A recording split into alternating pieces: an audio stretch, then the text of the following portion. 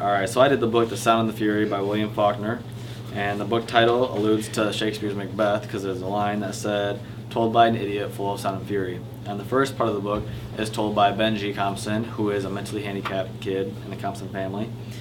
But this book is a tragedy, and it tells about all the tragic events that happen in the Compson family's life.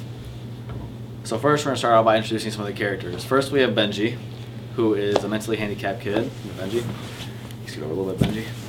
Sir. The mentally handicapped kid. He cannot talk, and he cries a lot, and he's only consoled by his sister Caddy. Caddy, you can come in now. Caddy often makes things better for Benji and helps him get through the day, unless the day is interrupted by something he's not used to. Thank you, Benji. You can go over there. Alright, so this is Caddy. It's the promiscuous sister or the only sister of the Compson, but she's very promiscuous. And that's part of the basis of the whole story. And one of the people that she attracts is her brother, Quentin. Quentin, come here. Quentin is in love with his sister. Quentin is in love with his sister, Caddy. But Caddy becomes pregnant, and Quentin is hurt by that, and he ends up drowning himself at Harvard. So Quentin, you go do your thing. Anyway, Caddy has this baby, and due to her brother's death, she names her daughter after her brother. All right, so Caddy, you can go. You can send us your daughter. Quentin's such an idiot. Send us your daughter, Quentin. Alright, this is Quentin, the daughter, and she is sent to live with Caddy's brother, Jason. Jason. Yeah. Come on, Jason. He's a pimp. This is Jason. These guys hate each other. Okay, not like that. But Jason steals a lot of the money that Caddy sends to Quentin. Not like that, just in a letter. And Quentin ends up stealing the money back at the end and runs away. And Jason is hurt by this and sad because he lost all his money. He doesn't die though. I'm not dead, I'm just like, no. Alright, so that's basically the main rundown of everything. There's a lot of deaths that happen, such as the father dies, Quentin dies, the grandmother dies. There's just a lot of deaths that happen throughout this story.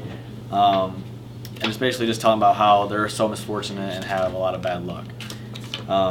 There's a few reviews about it. This one's from The Independent.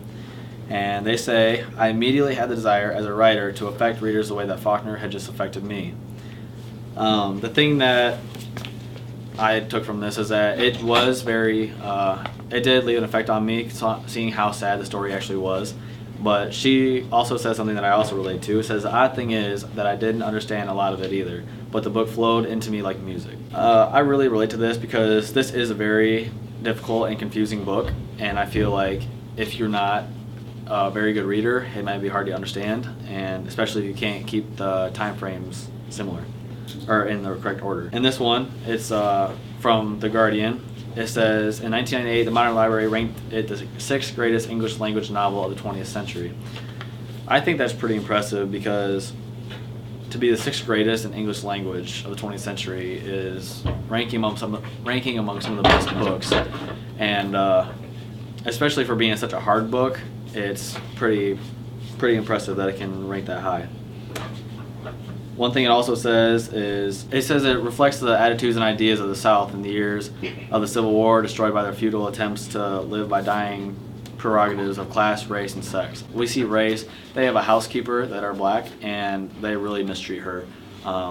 Like you can see the mother in the story, Caroline, she waits till the housekeeper Dilsey is like halfway up the stairs before she has her come back down, and it's really just not the greatest person to her.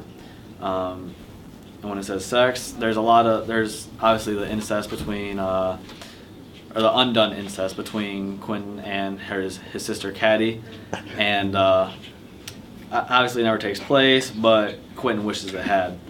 And with Caddy, there's a lot of promiscuity between her baby daddy Dalton, her husband, soon-to-be husband Herbert Head, and a few other guys in there too. My review is it was a pretty good book. I would definitely want to read it again so I can understand more and try and figure out the events more clearly this time, because on the first read it's difficult to figure out when the flashbacks occur and all that. Alright, so I'm going to read a passage from when Mrs. Compson is talking to the homekeeper, Dilsey, and this really shows how much they really worked her. Keep in mind that she's got to be past 70 years old around there because she's a grandmother now, and she's still tending to the house and everything that people need. This is like at this point, it's a cold morning and the house is cold and everything. It's super early in the morning. It says she, or meaning Dilsey, she began to mount the stairs, toiling heavily. I sent that boy up there half an hour ago. Miss Compson watched her holding the dress gown under her chin. What are you going to do? She said. Going to get Benji dressed and bring him down to the kitchen where he won't wake Jason and Quentin, Dilsey said. Haven't you started breakfast yet? I'll tend to that too, Dilsey said. You better get back in bed till Luster make a fuss. Tell Luster make your fire hit cold this morning. I know, Miss Compson said. My feet are like ice. They were so cold they wake me up. She watched Dilsey mount the stairs, and it took her a long while. You know how it frets Jason when breakfast is late, Miss Compson said.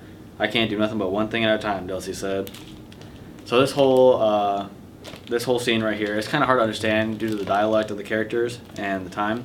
But basically, Miss Compson expecting Dilsey to do all these chores at once, and it's just not possible, especially at her age. But Dilsey takes it with a grain of salt and still completes all the jobs she needs to do.